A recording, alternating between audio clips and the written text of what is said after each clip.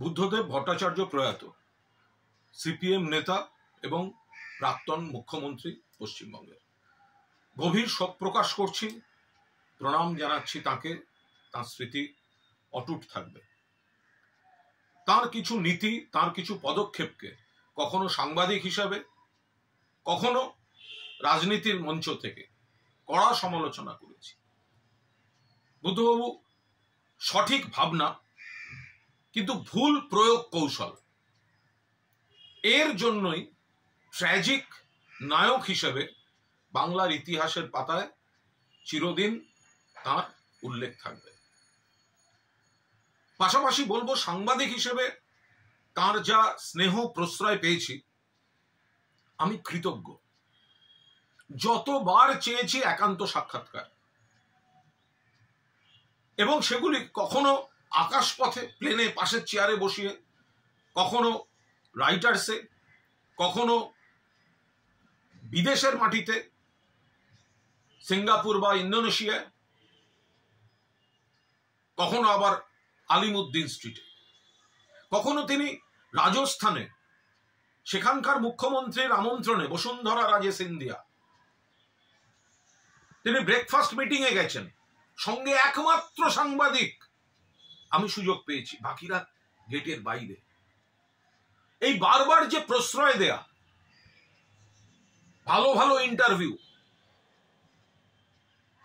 সব থেকে যেটা উল্লেখ করার মতো, বুদ্ধবাবু জানতেন আমি সিপিএম সমর্থক নই। আমি অতীতে কংগ্রেসের ছাত্র পরিষদ, ছাত্র রাজনীতি করেছি। পরবর্তীকালে আমি মমতা বন্দ্যোপাধ্যায়ের রাজনীতির অনুরাগী। ফলে সেটা জানার পরেও সাংবাদিক হিসেবে তিনি যে প্রশ্রয় আমায় দিয়েছেন, কখনো অনুরোধ করেছি, আমাদের প্রতিষ্ঠানের কর্ণধার হোটেল তাজ বেঙ্গলে একটা চিত্র প্রদর্শনী করছে, একবার যেতে হবে, যাব না। শেষ পর্যন্ত এসছেন, স্নেহ করেছেন, প্রশ্রয় দিয়েছেন।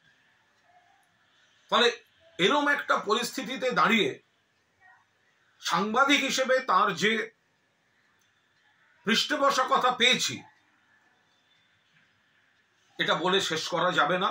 অনেক অনেক অনেক ঘটনা আছে, এভাবে বলা যায় না। মনে পড়ছে যে বিরোধিতার জায়গাগুলো, সেগুলো যেমন বাস্তব, আবার তার যে স্নেহ পেয়েছি সেটাও বাস্তব। কিছুদিন আগেই মীরা ভট্টাচার্যের সঙ্গে দেখা হয়েছিল একটি অনুষ্ঠানে। বললাম, বুদ্ধবাবুকে প্রণাম জানাবেন, কেমন আছেন উনি, সুস্থ হয়ে উঠুন। আমার একটা বই বেরিয়েছে, তাতে বিভিন্ন রাজনৈতিক নেতা যাদের কাছ থেকে দেখেছি তাদের নিয়ে, বুদ্ধবাবুকে নিয়ে একটি চ্যাপ্টার আছে, বইটাও পাঠিয়েছিলাম। ফলে বুদ্ধদেব ভট্টাচার্যের প্রতি প্রণাম রইল। রাজনীতি, প্রশাসক, দলের নেতা, সাফল্য, ব্যর্থতা, ভূমিকা, তার মূল্যায়ন চলতে থাকবে, তার ইতিবাচক নেতিবাচক দিক থাকবে।